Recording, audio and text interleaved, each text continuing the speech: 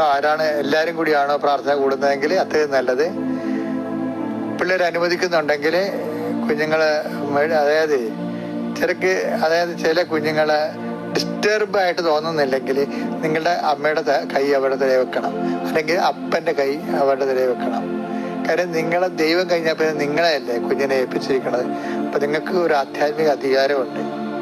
ഇപ്പം സഭയിൽ ഞങ്ങളെ ആശീർവദിക്കുമ്പോൾ നിങ്ങളുടെ കൈ കുഞ്ഞിൻ്റെ തലയിലുണ്ടെങ്കിൽ ഉണ്ടല്ലോ, അത് വലിയൊരു അനുഭവമായിരിക്കും.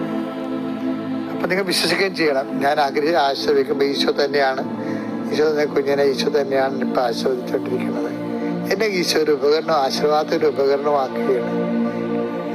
കർത്താവ്, ഞാൻ കുഞ്ഞുങ്ങളെ സംബന്ധിച്ച് പ്രാർത്ഥിക്കുന്ന ഈശോയെ, പരീക്ഷയ്ക്ക് ഒരുങ്ങുന്ന മക്കളെ ഇപ്പോൾ ഒരാൾ പരീക്ഷ എഴുതി കുറച്ച് ടെൻഷനൊക്കെ ഉണ്ടാവും, ഒരു കുഴപ്പമില്ല, എഴുതിപ്പോയത് എഴുതി. പീരാത്തത് പറഞ്ഞ പോലെ റിട്ടൺ ഫോറെവർ അത് എഴുതിയിട്ടുണ്ട്. ബാക്കി നമ്മുടെ കയ്യിൽ നിന്ന് അത് കർത്താവാണ് നോക്കേണ്ടതിന്. ഇനി നമ്മളുടെ കഴിഞ്ഞു പോയ ഈ തൂയിപ്പോയ പാലിനെ കുറിച്ച് പദം പറഞ്ഞ് കരഞ്ഞിട്ട് കാര്യമില്ലെന്ന് പറഞ്ഞത്, അതുപോലെ അതൊന്നും ഓർക്കേണ്ടതിന്. ഇനി പുതിയ കാര്യങ്ങൾ ബാക്കി അത് ദൈവത്തിൻ്റെ ടേബിളിലേക്ക് നമ്മൾ മാറ്റുകയാണ്.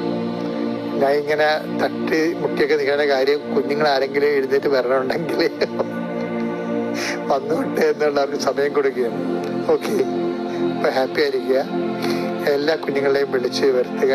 അവിടെ ശിരസിലൊക്കെ അപ്പനും അമ്മയും ഉണ്ടെങ്കിൽ രണ്ടുപേരും തന്നെ രണ്ട് കൈയില്ലേ, 4 കുഞ്ഞുങ്ങളുണ്ടെങ്കിൽ നമുക്ക് കൈകാര്യം ചെയ്യാൻ പറ്റുന്ന 4 കൈ നിങ്ങൾക്ക് ഉണ്ടല്ലോ, രണ്ടുപേർക്കും അപ്പനും അമ്മയ്ക്കും കൊണ്ട്.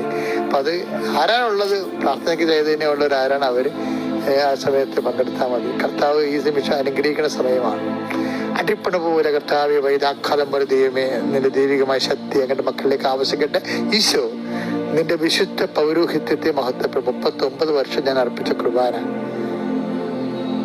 ലോകത്തെല്ലായിടത്തും നടത്തിയിട്ടുള്ള വലിയ ധ്യാനങ്ങളിലൂടെ പ്രാർത്ഥിച്ച 10,000 ലക്ഷങ്ങളായിട്ട് മനുഷ്യർ അവരുടെ പ്രാർത്ഥനയോട് ചേർത്തുകൊണ്ടാണ് ഈശോയെ ഞങ്ങൾ കുഞ്ഞുങ്ങൾക്ക് വേണ്ടി പ്രാർത്ഥിക്കുന്നത്, വീടിന് വേണ്ടി പ്രാർത്ഥിക്കുന്നത്, പരീക്ഷക്കാർക്ക് വേണ്ടി പ്രാർത്ഥിക്കുന്നത്, വരാൻ പോകുന്ന പരീക്ഷയിൽ ഇരിക്കുന്ന ഇനിയും വരാൻ പോകുന്ന വിഷയങ്ങൾക്ക് വേണ്ടി പ്രാർത്ഥിക്കുന്ന കർത്താവ്, ഞങ്ങളുടെ കൂടുതൽ പ്രയാസമുള്ള സബ്ജക്റ്റുകൾ വേണ്ടി പ്രാർത്ഥിക്കുന്നു.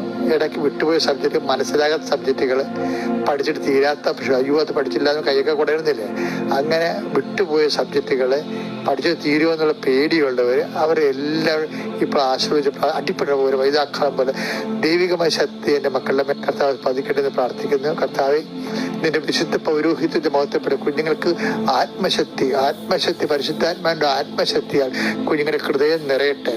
ധൈര്യമായിട്ട് യുദ്ധം കഴിഞ്ഞ് ജയിച്ചു വന്നവൻ്റെ ആ ചങ്കൂറ്റം പോലെ പരീക്ഷയെ തോൽപ്പിക്കാൻ വേണ്ടി